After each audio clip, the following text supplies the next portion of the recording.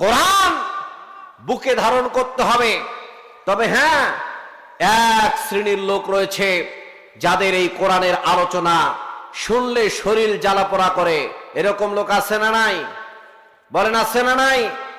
আপনাদের লালমনিরহাটে কিন্তু এরকম লোক নাও থাকতে পারে। শুনেন, এই কোরআনের আলোচনা সবার ভালো লাগে না। কথা বলেন ঠিক না ঠিক?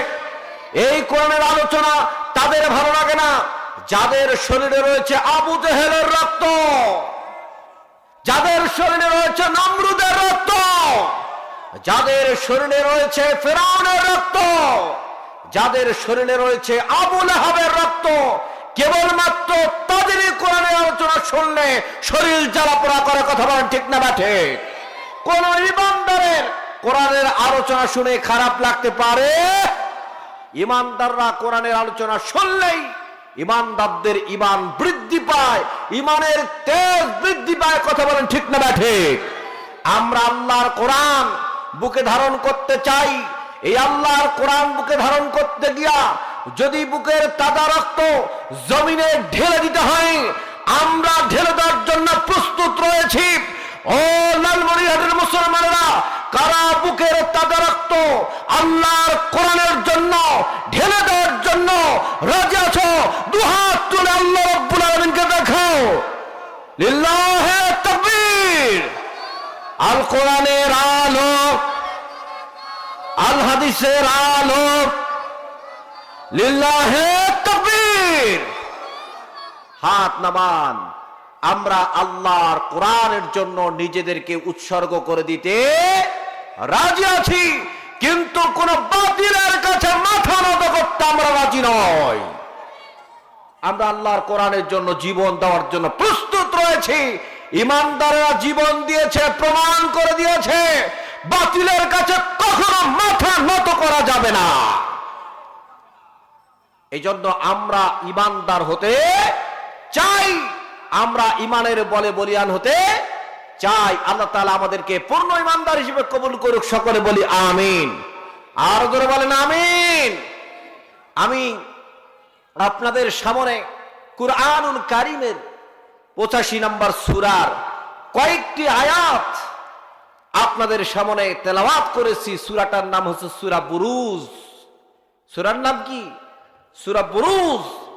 এর থেকে আমি আজকে আলোচনা করার চেষ্টা করব ইনশাআল্লাহ। আল্লাহ রাব্বুল আলামিন এই সূরা বুরুজ থেকে আলোচনা করবার এবং বাস্তব জীবনে এই আলোচনা থেকে শিক্ষা গ্রহণ করে আমল করবার তৌফিক দান করুক। সকলে বলি আমিন।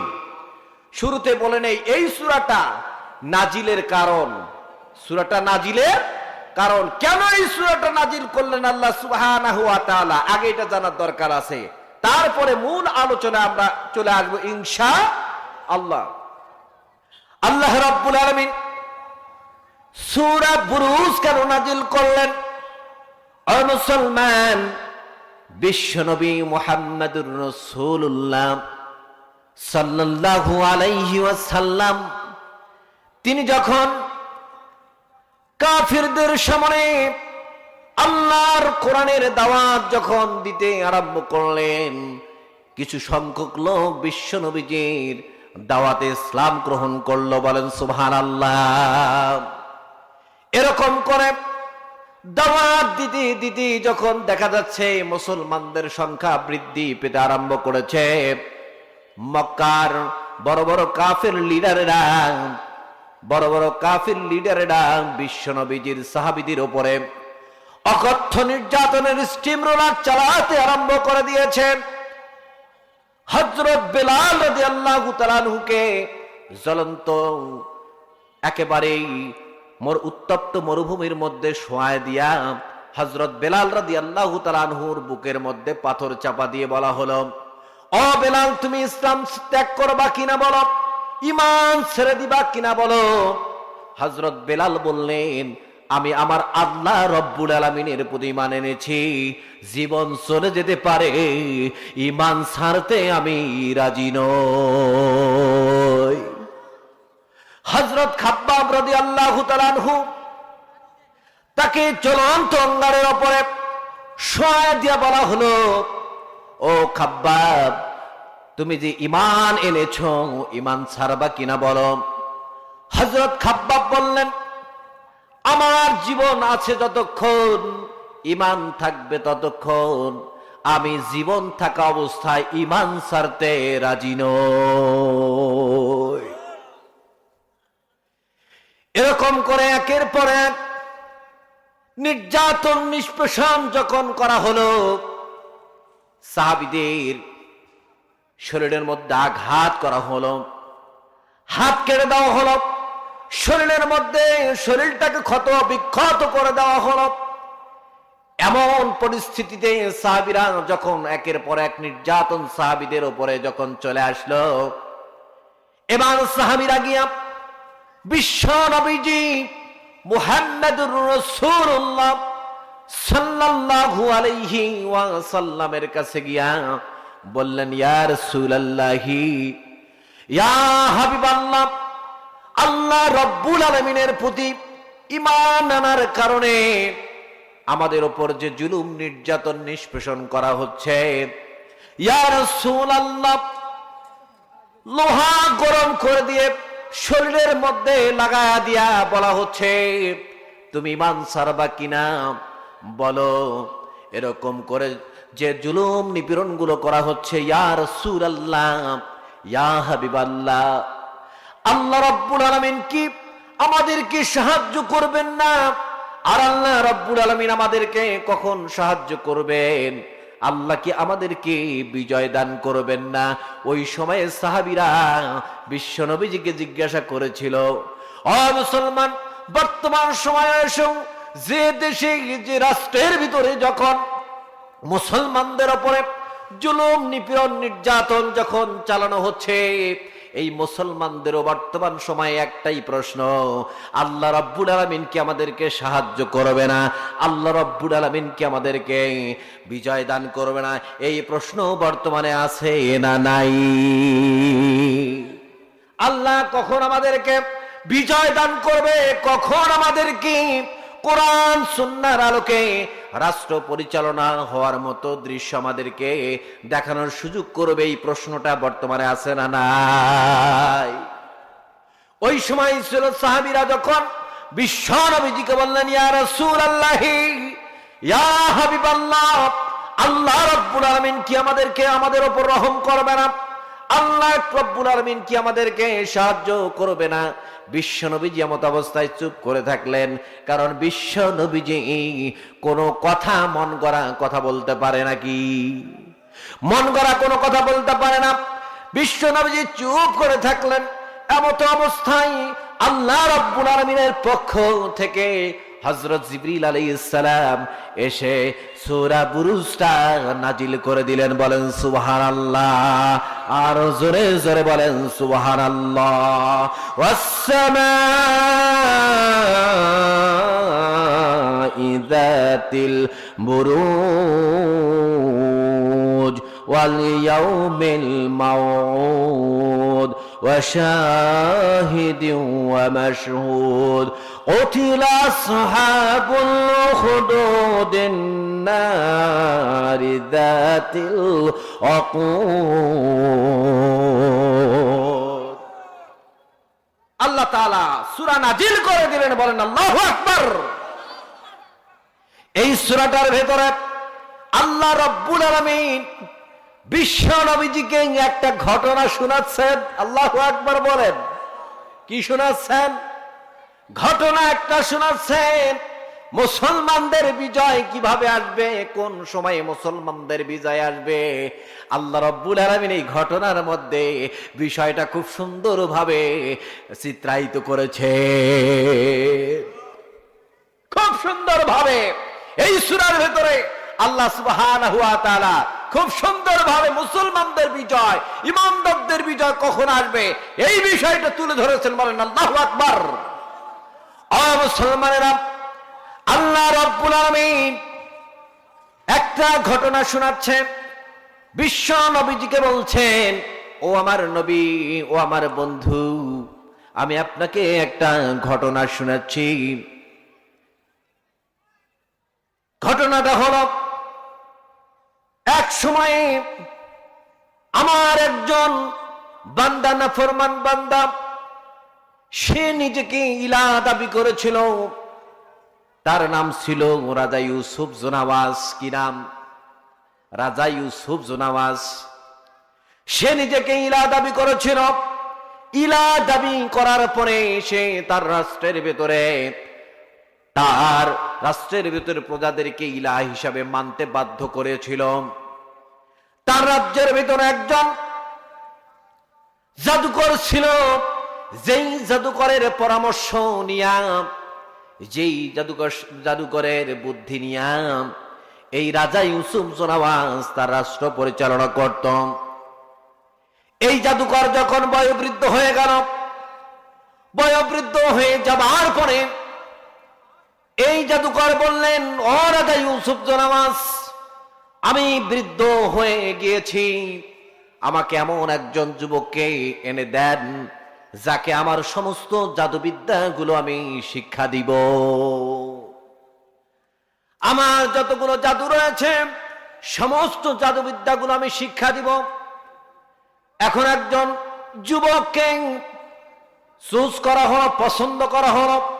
এই যুবকের নাম হলো আব্দুল্লাহ ইবনে তামির।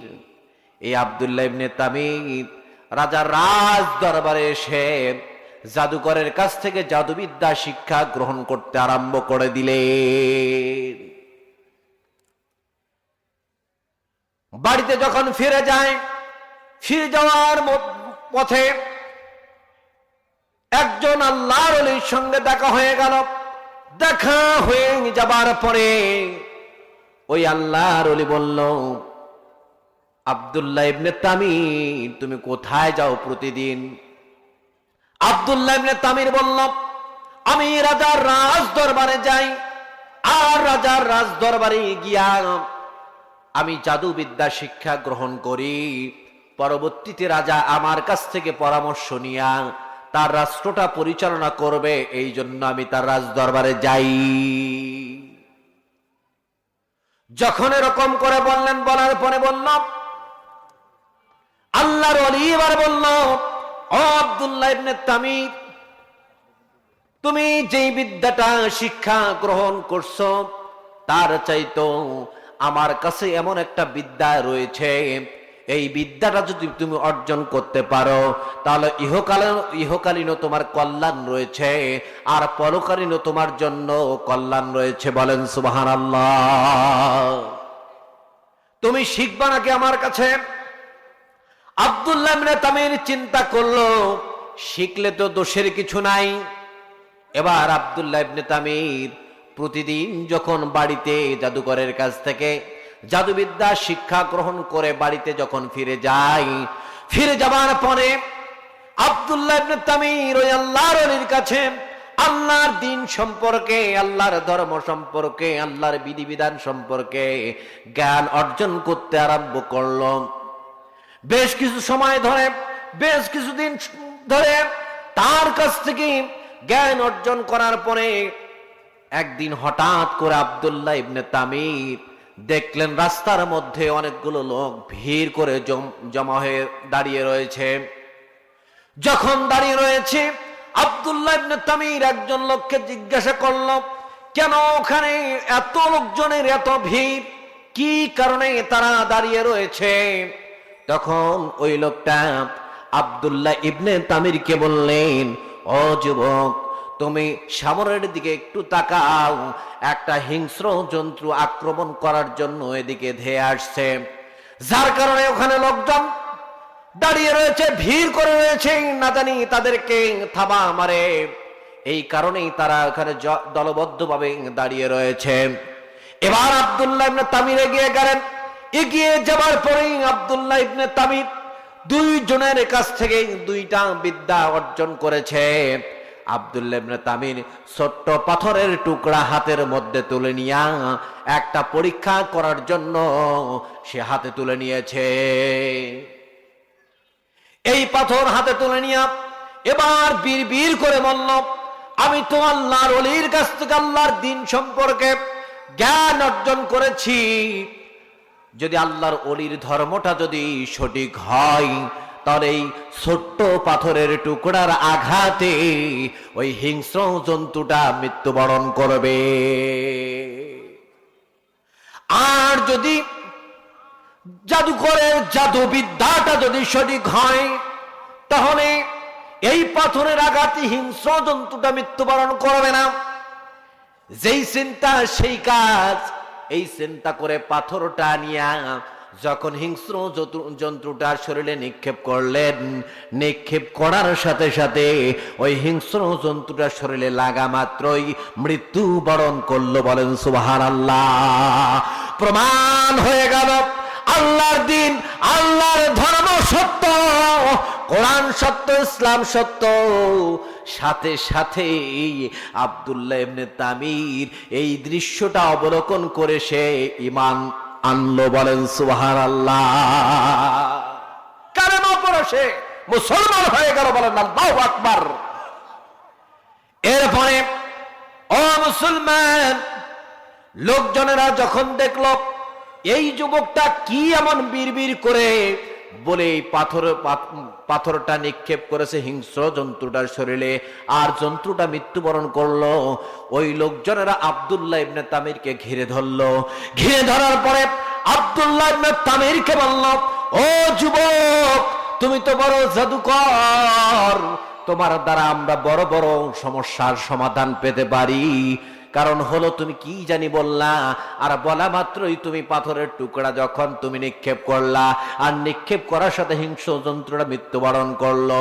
ও যুবক, কি এমন বিদ্যা অর্জন করেছো, কি এমন জাদুবিদ্যা অর্জন করেছো যার কারণে এ ধরনের বড় ধরনের একটা বিপদ থেকে আমাদেরকে রক্ষা করলে? এবার আব্দুল্লাহ ইবনে তামির বললেন, শোনো শোনো শোনো, আমি আসলে জাদুকর না, আমি দুইজন ব্যক্তি দিন সম্পর্কে, ইসলাম সম্পর্কে আমি জ্ঞান অর্জন করেছি। আজকে আমি প্রমাণ করার জন্য, পরীক্ষা করার জন্য, কার বিদ্যাটা সঠিক এইটা পরীক্ষা করার জন্য পাথরের টুকরাটা আমি হাতের মধ্যে তুলে নিয়েছি। আর আমি বিড়বিড় করে বলেছি, আর যদি আল্লাহর ওলির ধর্মটা যদি সঠিক হয়, তাহলে এই হিংস্র জন্তুটা মৃত্যুবরণ করবে। আর এই কথা ভেবে আমি যখন এই পাথরটা নিক্ষেপ করলাম, সাথে সাথে হিংস্র জন্তুটা মৃত্যুবরণ করেছে। আমি আর দেরি করে নাই, আমি কালেমা পড়ে আমি মুসলমান হয়েছি। বলেন সুবহানাল্লাহ। যখন এই লোকজন তার বক্তব্য যখন শ্রবণ করলেন, শ্রবণ করার সাথে সাথে ওই জায়গার মধ্যে যে লোকজনেরা ছিল, আব্দুল্লাহ ইবনে তামিরের বক্তব্য শুনে তারাও কালেমা পড়ে মুসলমান হয়ে গেল। বলেন সুবহানাল্লাহ। আরো জোরে বলেন সুবহানাল্লাহ। এবার মুসলমান যখন হয়ে গেল, আল্লাহ রাব্বুল আলামিন আব্দুল্লাহ ইবনে তামিরকে দুইটা অলৌকিক ক্ষমতা দান করলেন। কয়টা? একটু জোরে বলেন, কয়টা? দুইটা অলৌকিক ক্ষমতা দান করলেন। একটা ক্ষমতা হলো, অন্ধ ব্যক্তির চোখে যদি আল্লাহ রাব্বুল আলামিনের নাম নিয়া যদি ফু দিত, সাথে সাথেই অন্ধ ব্যক্তি চক্ষুষ্মান হয়ে যেত। আর দ্বিতীয় নাম্বার হলো, কুষ্ঠ রোগীর শরীরে যদি আল্লাহর নাম নিয়া যদি ফু দিত, ফু দেওয়ার সাথে সাথে কুষ্ঠ রোগীও ভালো হয়ে যেত। এই দুইটা অলৌকিক ক্ষমতা আল্লাহ রাব্বুল আলামিন দান করেছেন। দান করার পরে রাজা ইউসুফ যেন আছে রাজ দরবারে, একজন মন্ত্রী ছিল, যেই মন্ত্রীটা ছিল অন্ধ, ভালো মতো চোখেও দেখতে পারত না, অনেক দিন যাবৎ সে রাজপ্রাসাদে যেতেও পারছে না। এই মন্ত্রী যখন শুনতে পেলেন এই রাজ্যের ভেতরে একজন যুবক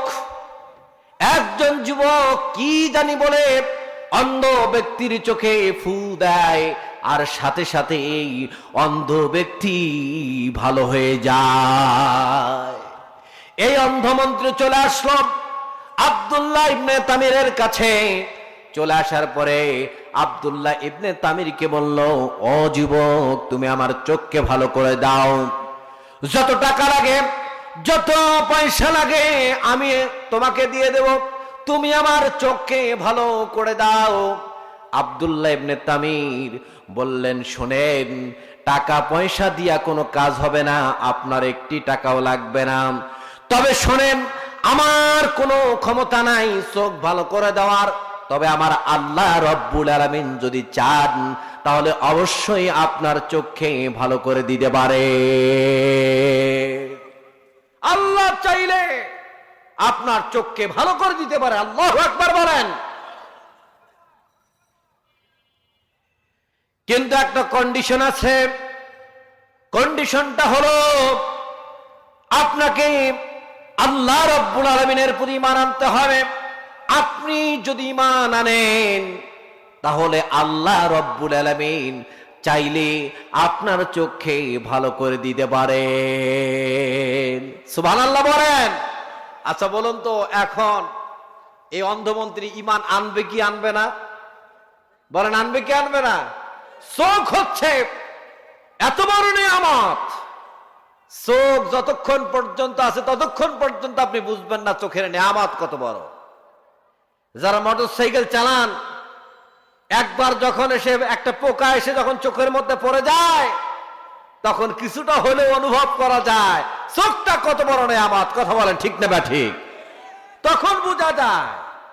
অন্ধ ব্যক্তিরা যখন চলাফেরা করে, অন্ধ ব্যক্তিরা কিভাবে হাঁটে, কিভাবে চলাফেরা করে, এগুলো দেখলেও বোঝা যায়। কি বোঝা যায় কি যায় না? এই জন্য নিয়ামতের শুকরিয়া সবসময় আদায় করতে হবে। এবার অন্ধমন্ত্রী বললেন, সমস্যা নাই, আমি আল্লাহ রব্বুল আলামিনের প্রতি ঈমান আনব। সাথে সাথে অন্ধমন্ত্রী কালেমা পড়ে মুসলমান হয়ে গেল। বলেন সুবহানাল্লাহ।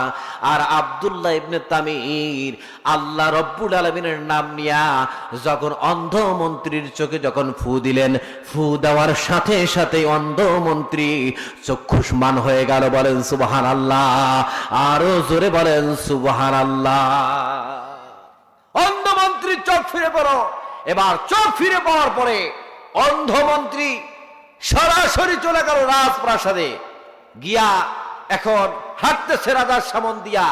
রাজা চিন্তা করলো, এই মন্ত্রী চোখে মনে হয় দেখতে পাচ্ছে, চোখ মনে হয় ভালো হয়ে গেছে। এবার রাজা ইউসুফ জনাস এই মন্ত্রীকে বলল, মন্ত্রী তুমি চোখ ফিরে পেয়েছো, চোখে দেখতেছো না কি? বলছে, হ্যাঁ আমি চোখ ফিরে পেয়েছি, আমার আল্লাহ সুবহানাহু ওয়া তাআলা আমার চোখকে ভালো করে দিয়েছেন। বলেন আল্লাহু আকবার। যখন এরকম করে বলছে, বলার পরে বলছে, আমি তো তোমার রব, আমি তো তোমার ইলাহ, আমি কি তোমার চোখকে ভালো করে দিয়েছি? এমন ইলাহ সে নিজে জানে না চোখ ভালো করছি কি করে নাই। এরকম ইলাহ আছে না নাই? বলেন এরকম ইলাহ আছে না নাই? অনেক আছে, যুগে যুগে এরকম আসছে, নিজেকে ইলাহ দাবি করেছিল। বলছে, কেন আপনি তো আমার ইলাহ হতে পারেন না? আমার ইলাহ তো তিনি, আসমান জমিন সৃষ্টি করেছেন যিনি, আপনাকে আমাকে সৃষ্টি করেছেন যিনি, তিনি হচ্ছেন আমার ইলাহ। আল্লাহু আকবার বলেন। যখন বাতিল সরকারের কাছে যখন এরকম করে বলছে, বলিষ্ঠ কণ্ঠে বলছে, আমার রব হচ্ছে আমার আল্লাহ, আমার ইলাহ হচ্ছে আমার আল্লাহ, সেই আল্লাহ আমার চোখকে ভালো করে দিয়েছে, বলুন তো রাজা ইউসুফ জনওয়াস এতে কি খুশি হবে না বেজার হবে? নিঃসন্দেহে বেজার হবে। এবার রাজা ইউসুফ জনওয়াস রাগান্বিত হয়ে গেল। এই মন্ত্রী, তোমার এত বড় স্পর্ধা, তুমি আমার সামনে, তুমি আমার রাজত্বকে অস্বীকার করছো, আমাকে অস্বীকার করছো। মন্ত্রী খবরদার, যা বলেছ তুমি আর এরকম করে বলো না, বললে তোমার মন্ত্রিত্ব চলে যাবে। সেই দিন এই মন্ত্রী বলেছে, আমার মন্ত্রিত্বের কোনো দরকার নাই, আমি মন্ত্রিত্ব ছাড়তে রাজি, কিন্তু হক কথা ছাড়তে রাজি নয়। হক কথা বলবই, কারণ আপনি কখন আমার ইলাহ হতে পারেন না। আমার ইলাহ হচ্ছে আমার আল্লাহ। সুবহানাল্লাহ বলেন। তাহলে চিন্তা করতে হবে, অবশ্যই আপনাকে আমাকে ঈমানের বলে বলিয়ান হতে হবে। যখন এরকম করে বলল যে তোমার আজ থেকে মন্ত্রিত্ব নাই, বলছে কোনো অসুবিধা নাই। এবার বলল তোমাকে কারাগারে যেতে হবে। কারাগারে নিয়ে যাওয়া হলো। কারাগারের মধ্যে আবদ্ধ করা হলো। বলা হলো, এই মন্ত্রী, তুমি যে ঈমান এনেছো, ঈমান ছাড়বা কিনা বলো। মন্ত্রী বলছে, আমি ঈমান এনেছি আল্লাহর প্রতি, আমি ঈমান ছাড়বো না। আমার জীবন থাকা অবস্থায় আমি কখনো ঈমান ছাড়বো না। সুবহানাল্লাহ বলেন। তাহলে ঈমানের তেজ কম না বেশি? বলেন, কম না বেশি? ঈমানের তেজ অনেক বেশি। ঈমান সবচাইতে বড় সম্পদ। সুবহানাল্লাহ বলেন। কারণ ঈমানদাররা যাবে জান্নাতে, আল্লাহু আকবার। আর বেঈমানরা যাবে কোথায়? বলেন, কোথায় যাবে বেঈমানরা? যাবে কোথায়? বেঈমানরা যাবে জাহান্নামে। এই জন্য মুসলমান, আমাদেরকে ঈমানের বলে বলিয়ান হতে হবে, পূর্ণ ঈমান থাকতে হবে। যদি ঈমান না থাকে, ঈমান হারা যদি হয়ে যান, তাহলে আল্লাহর জান্নাতে কখনো যাওয়া যাবে না। এই মন্ত্রীকে কারাগারে নিয়ে যে আবদ্ধ রাখা হলো। ও মুসলমান, মিলায়া দেখেন, মিলায়া দেখেন। এত বছর ধরে আল্লাহর কোরআনের দাওয়াত দিল, কোনো অসুবিধা হয় নাই। যখন এই আল্লাহর কোরআন দিয়া রাষ্ট্র পরিচালনা হোক, এই কথা যখন বলা হলো, আল্লাহর বিধান, আল্লাহর কোরআন দিয়া পার্লামেন্টটা চলুক, তখন ওই আল্লাহর এই গোলামকে কারাগারে আবদ্ধ করা হয়েছে। কথা বলেন, ঠিক না ব্যাঠি? তিনি যদি ওই কথা না বলতেন, আল্লাহর কোরআন দিয়া পার্লামেন্ট চলুক, এই কথাটা যদি উনি না বলতেন, আজও পর্যন্ত আমার মনে হয় তার কোনো সমস্যা হতো না। কিন্তু ইমানদাররা কখনো পদ পদবী, জেল, জুলুম, ফাঁসির কাষ্ঠকে ইমানদাররা ভয় করে নাকি? ইমানদাররা ভয় করে না। এই মন্ত্রীকে কারাগারে আবদ্ধ করা হলো, মন্ত্রিত্ব চলে গেল। কারাগারে আবদ্ধ করার পরে বলা হলো, তুমি ঈমান ছাড়বা কিনা বলো। মন্ত্রী বললেন, আমি ঈমান ছাড়বো না। এবার চাবুক নিয়ে আসা হলো। চাবুক নিয়ে আসার পরে মন্ত্রীর শরীরে আঘাতের পর আঘাত করা হলো, শরীরটা ক্ষতবিক্ষত করা হলো, শরীরের মধ্যে লবণ লাগায় দেওয়া হলো। শরীরের জ্বালা পোড়া যখন সহ্য করতে পারছে না, এবার বলা হলো, তুমি কার কাছ থেকে ঈমান গ্রহণ করেছো, ইসলাম গ্রহণ করেছো, শুধু তার নামটা বলে দাও, তাহলে তোমাকে মারবো না। আর যখন মন্ত্রী জ্বালা যন্ত্রণা সহ্য করতে পারছিল না, তখন নামটা বলে দিলেন যে আপনার রাজপ্রাসাদে সেই যেই যুবকটা জাদু বিদ্যা শিক্ষা গ্রহণ করেছে, ওই যুবকের হাতে হাত রেখে আমি কালেমা পড়ে ইসলাম গ্রহণ করেছি। এবার ওই যুবককে ডেকে নিয়ে আসা হলো। ডেকে নিয়ে আসার পরে যুবককে বলা হলো, ও যুবক, তুমি নাকি মানুষের চোখকে ভালো করে দাও, তুমি নাকি কুষ্ঠরোগীকে ভালো করে দাও, তাহলে তো আমার ইলাহিত্ব, আমার খোদাইত্বটা পাকা হবে, মজবুত হবে, আমার আর কোনো টেনশন থাকবে না। কারণ তুমি যে জাদুবিদ্যাটা শিক্ষা গ্রহণ করেছ, এই বিদ্যার জোরে আমি পরবর্তীতে আমার রাষ্ট্র পরিচালনা করতে কোনো অসুবিধা হবে না।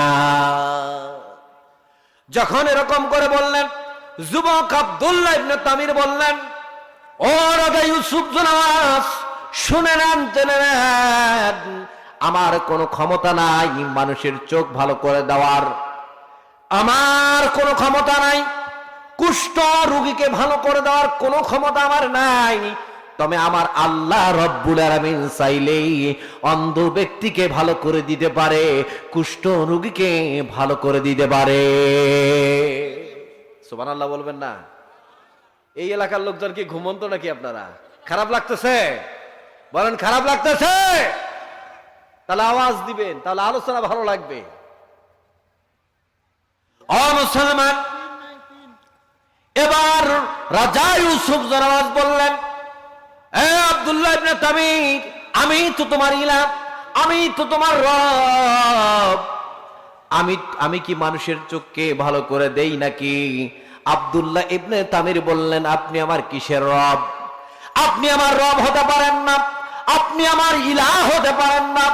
আমার ইলাহ হলো তিনি, আপনাকে আমাকে সৃষ্টি করেছেন যিনি, আপনাকে আমাকে জীবন দিয়েছেন যিনি, তিনি হলো আমার ইলাহ,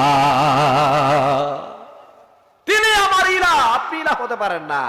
এবার যখন এরকম করে বললেন, আব্দুল্লাহ ইবনে তামির যখন এরকম করে বললেন, রাজা ইউসুফ জোনাওয়াস রাগান্বিত হয়ে গেল।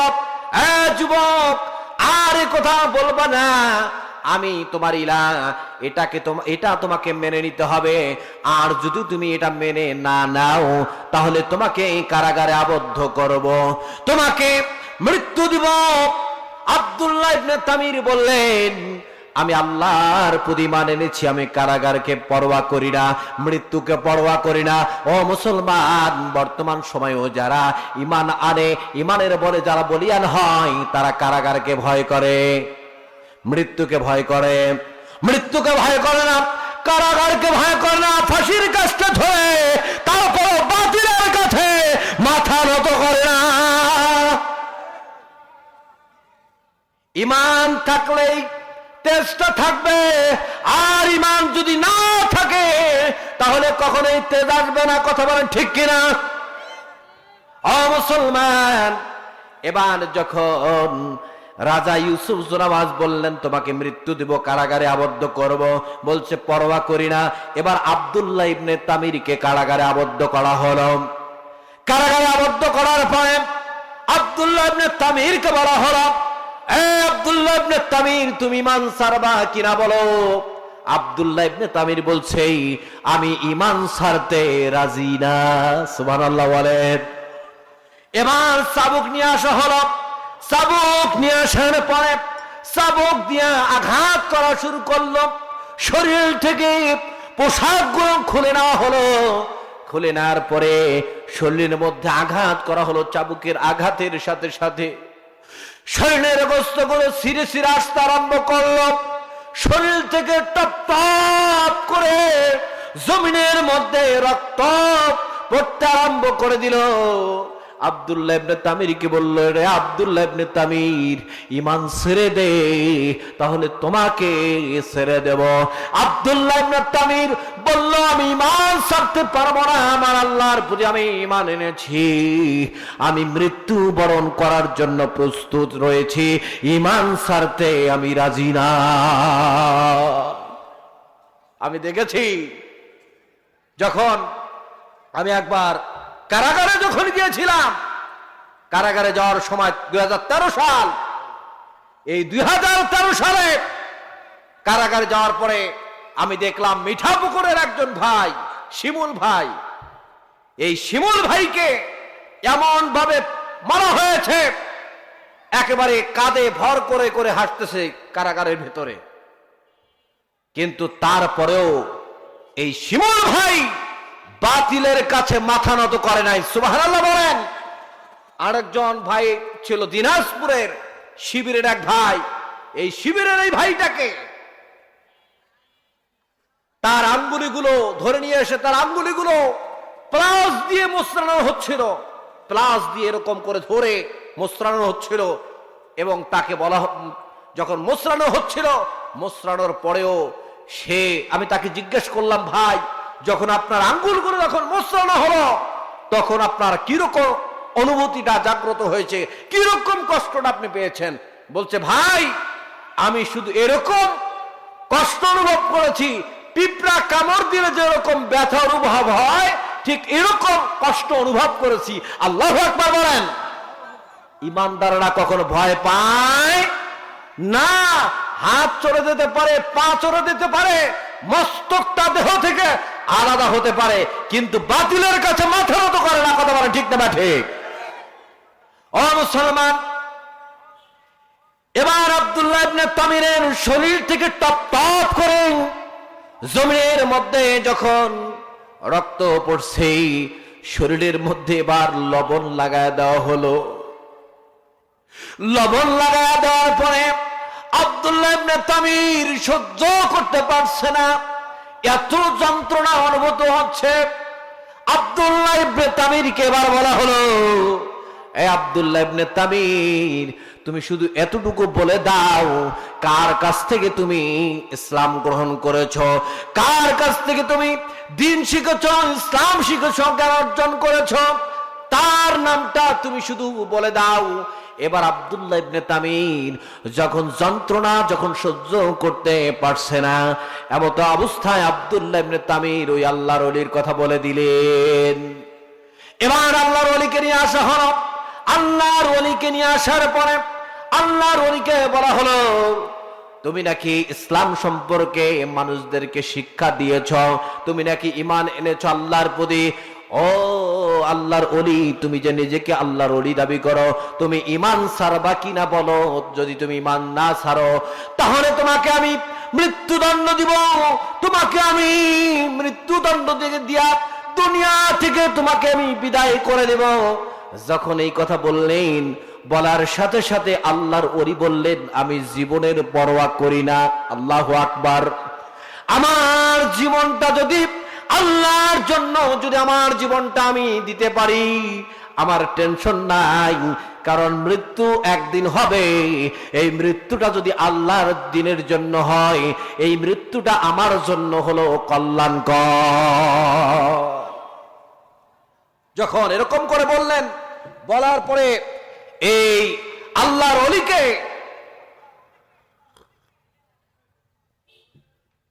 মৃত্যুর ভয় দেখানো হলো। দেখানোর পর এবার আল্লাহর ওলিকে বললেন, ঈমান ছাড়বা না। পাশেই কারাগারে কিন্তু আব্দুল্লাহ ইবনে তামির। এবার আব্দুল্লাহ ইবনে তামির এই দৃশ্যটা অবলোকন করছে। অবলোকন করার পরে এই আল্লাহর ওলিকে বলা হলো, তুমি ঈমান ছাড়বা কিনা বলো। বলছে, আমি ঈমান ছাড়বো না, আল্লাহ রব্বুল আলামিনের প্রতি ঈমান আনছি, আমি ঈমান ছাড়তে রাজি না। এবার তরবারি নিয়ে আসা হলো। তরবারি নিয়ে এসে এই আল্লাহর ওলিকে শহীদ করে দেওয়া হলো। আল্লাহু আকবার বলেন। যখন শহীদ করে দিল, শহীদ করে দেওয়ার সাথে সাথে জান্নাতের অমীয় সুধা আল্লাহর ওলি পান করলেন। বলেন সুবহানাল্লাহ। আর আব্দুল্লাহ ইবনে তামিরকে এবার ডেকে ডেকে বলছে, এ আব্দুল্লাহ ইবনে তামির, তুমি দেখো, আমি হলাম মানুষের মরণের মালিক, মৃত্যু দাতা। আর আরেকজন কারাগারে যা আবদ্ধ ছিল আসামি, তাকে মুক্ত করে দিয়া বলল, আমি মানুষের জীবন দাতা। নাউজুবিল্লাহ বলেন। যখন এরকম করে বলল, বলার পরে আব্দুল্লাহ ইবনে তামির এবার বললেন, আপনি যদি মানুষের জীবনের মালিক হন, আর যদি আপনি মানুষের মরণের মালিক হন, তাহলে অবশ্যই আমি আপনাকে মেনে নেব, আমি ঈমান ছেড়ে দেব। আপনি শুধু এই আল্লাহর ওলিকে যে আপনি মৃত্যু দিয়া দিলেন, তাকে জীবন্ত করে দেন, জীবন ফিরায়া দেন। যদি জীবনটা আপনি ফিরাইয়া দিতে পারেন, তাহলে ভাববো আপনি হলেন মানুষের জীবনদাতা। কি সম্ভব? সম্ভব? আপনি ভাবতেই পারেন, আপনি তাকে জীবিত করার ক্ষমতা আল্লাহ তাআলা আপনাকে দেয় নাই। কথা বলেন ঠিক না বা ঠিক? আর আল্লাহ তাকে শহীদ হিসাবে কবুল করবার জন্যই আল্লাহ সুবহানাহু ওয়া তাআলা তার মৃত্যুর এই শহীদ মৃত্যুটাকে আল্লাহ তাআলা কবুল করেছেন। কথা বলেন ঠিক কিনা? ও মুসলমান, এবার রাজা ইউসুফ জুনাওয়াস আরো রাগান্বিত হয়ে গেল। রাগান্বিত হয়ে যাবার পরে এবার রাজা ইউসুফ জুনাওয়াস বলছে, এ আব্দুল্লাহ ইবনে তামির, তুমি যদি ঈমান ছেড়ে না দাও, তোমাকে মৃত্যু দিয়া দেব। এবার আব্দুল্লাহ ইবনে তামির একটা চ্যালেঞ্জ ছুড়ে দিলেন। সেই চ্যালেঞ্জটা হলো, আব্দুল্লাহ ইবনে তামির বললেন, আমার আল্লাহ রব্বুল আলামিন যদি না চান, আপনি হাজারো চেষ্টা করলে আপনি আমাকে মারতে পারবেন না।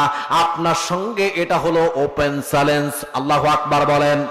আরো জোরে বলেন আল্লাহু আকবার। যখন চ্যালেঞ্জ করলেন, আপনি শত চেষ্টা করলেও আপনি আমাকে মারতে পারবেন না।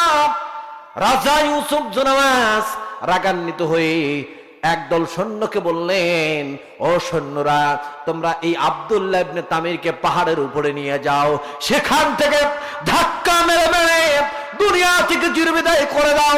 এবার পাহাড়ের উপরে নিয়ে যাওয়া হলো। নিয়ে যাবার পরে পাহাড়ের উপর থেকে যখন আব্দুল্লাহ ইবনে তামিরকে যখন ধাক্কা দিবেন, এমত অবস্থায় আব্দুল্লাহ ইবনে তামির আল্লাহ রব্বুল আলামিনের কাছে দোয়া করলেন, আল্লাহ, তোমার দুশমন আমাকে মারতে চেয়েছে, আল্লাহ আমি চ্যালেঞ্জ করেছি, তারা শত চেষ্টা করলেও আমাকে মারতে পারবে না। তুমি যদি না চাও তারা আমাকে কখনোই মারতে পারবে না। রব্বুল আলামিন তোমার এই দুশমনদেরকে তুমি ধ্বংস করে দাও। যখন দোয়া করলেন আল্লাহ রব্বুল আলামিন সাথে সাথে দোয়া কবুল করলেন, বলেন সুবহানাল্লাহ। কারণ হলো মাজলুমের দোয়া আল্লাহ কবুল করে, কথা বলেন ঠিক না বা ঠিক? কবুল করে, এটা আমরা 24 সালে এসে দেখেছি। কথা বলেন, কি দেখি নাই আমরা দেখেছি 2024 সালে এসে আমরা দেখলাম মাজলুমদের বদদুয়ায় পতন হয়েছে। কথা বলেন ঠিক না বা ঠিক? ও মুসলমান, ভালো করে বুঝে নেন, আব্দুল্লাহ ইবনে তামির যখন আল্লাহ রব্বুল আলামিনের কাছে দোয়া করলেন, দোয়া মঞ্জুর হয়ে গেল। পাহাড় ধসে পড়ল, ধসে পড়ে আল্লাহর দুশমনদেরকে আল্লাহ রাব্বুল আলামিন পাহাড় চাপা দিয়া দুনিয়া থেকে চিরবিদায় করে দিলেন। বলেন সুবহানাল্লাহ, আরো জোরে বলেন সুবহানাল্লাহ। আব্দুল্লাহ ইবনে তামিরকে আল্লাহ রাব্বুল আলামিন আল্লাহর কুদরত দিয়ে বাঁচায় রাখলেন এবং সরাসরি আব্দুল্লাহ ইবনে তামির এবার রাজপ্রাসাদে চলে গেলেন। চলে যাবার পরে রাজা ইউসুফ জোনাওয়াজকে বললেন, ও রাজা ইউসুফ জোনাওয়াজ, এখনো সময় আছে, তুমি ঈমান গ্রহণ করো, ইসলাম গ্রহণ করো, তাহলে অবশ্যই আল্লাহ তোমাকে ক্ষমা করে দিতে পারেন। তুমি শত চেষ্টা করলেও তুমি আমাকে মারতে পারবা না। রাজা ইউসুফ জোনাওয়াজ আরো রাগান্বিত হয়ে গেল। অন্য সৈন্যদেরকে বললেন, আরেক দল সৈন্যদেরকে বললেন, তোমরা একে সমুদ্রের মাঝখানে নিয়ে যাও, নিয়ে যাওয়ার পরে সেখানে তোমরা তাকে ফেলে দিয়ে আসো। এবার সৈন্যরা সমুদ্রের মাঝখানে আব্দুল্লাহ ইবনে তামিরকে নিয়ে গেলেন। নিয়ে যাওয়ার পরে এবার আব্দুল্লাহ ইবনে তামিরকে যখন ফেলে দিবে এমত অবস্থায় আব্দুল্লাহ ইবনে তামির আল্লাহ রব্বুল আলামিনের কাছে দোয়া করলেন, রব্বুল আলামিন, আয় আল্লাহ তাআলা, তোমার দুশমনদের সামনে আমি চ্যালেঞ্জ করেছি। রব্বুল আলামিন, আয় আল্লাহ তাআলা, তোমার এই দুশমনদেরকে তুমি দুনিয়া থেকে বিদায় করে দাও, একটা জলোচ্ছ্বাস দিয়া তুমি বিদায় করে দাও। সাথে সাথে আল্লাহ রব্বুল আলামিন আব্দুল্লাহ ইবনে তামিরের দোয়া কবুল করলেন এবং একটা জলোচ্ছ্বাস দিয়া আল্লাহর দুশমনদেরকে সেখানে সুবায়া মারলেন। বলেন সুবহানাল্লাহ, আরো জোরে বলেন সুবহানাল্লাহ। এবার আব্দুল্লাহ ইবনে তামির রাজপ্রাসাদে চলে আসলো। চলে আসার পরে আব্দুল্লাহ ইবনে তামির এবার রাজা ইউসুফ জোনাওয়াজকে বললেন, ও রাজা ইউসুফ জোনাওয়াজ, আপনি তো আমাকে মারার জন্য শত চেষ্টা করতেছেন, আপনি কি আমাকে মারতে চান? বলছে, হ্যাঁ, অবশ্যই তোমাকে মারতে চাই। তোমাকে যদি আমি মারতে পারি তাহলে আমার রাগটা থেমে যাবে। বলছে, হ্যাঁ, আপনি চাইলে আপনি আমাকে মারতে পারেন, তবে হ্যাঁ, একটা শর্ত, একটা কন্ডিশন যদি আপনি পূরণ করতে পারেন। আমার কাছে একটা মন্ত্র আছে, এই মন্ত্রটা পড়ে আমার কাছে যে তীর ধনুকটা রয়েছে, এই তীর ধনুকটা যখন এই তীর ধনুকটা আমাকে গাছের গুড়ির সঙ্গে যখন বাঁধবেন, বাঁধার পরে এই তীর ধনুকটা দিয়া ওই মন্ত্রটা পড়ে আপনি নিক্ষেপ করবেন, দেখবেন আমি সাথে সাথেই মৃত্যুবরণ করব। বলছে, হ্যাঁ, তোমাকে মারব। বলছে, তাহলে আপনার রাজ্যের সমস্ত লোকদেরকে আপনি ডাকেন, তাদের সামনেই আপনাকে মারতে হবে। এবার ঘোষণা করা হলো, রাজ্যের সেই সময় 12,000 লোক সেখানে উপস্থিত ছিল। কত হাজার? 12,000 লোক উপস্থিত হল। হওয়ার পরে এবার বললেন, এবার হাতের মধ্যে তুলে নিলেন, তীর ধনুকটা তুলে নিলেন, আব্দুল্লাহ ইবনে তামিরকে গাছের গুড়ির সঙ্গে বাঁধলেন। বাঁধার পরে এবার বললেন, বলো সেই মন্ত্রটা কি? এবার আব্দুল্লাহ ইবনে তামির বললেন, বিসমিল্লাহি রব্বিল গোলাম। আল্লাহু আকবার বলেন, বিসমিল্লাহি রব্বিল গোলাম। এই মন্ত্রটা পড়ে আপনি তীর নিক্ষেপ করেন। রাজা চিন্তাও করলেন না, কারণ তার মাথায় খুন চেপে বসেছে। যার মাথায় খুন চেপে বসে তার ভালো মন্দ বিচার করার কোন প্রকার ক্ষমতা থাকে নাকি?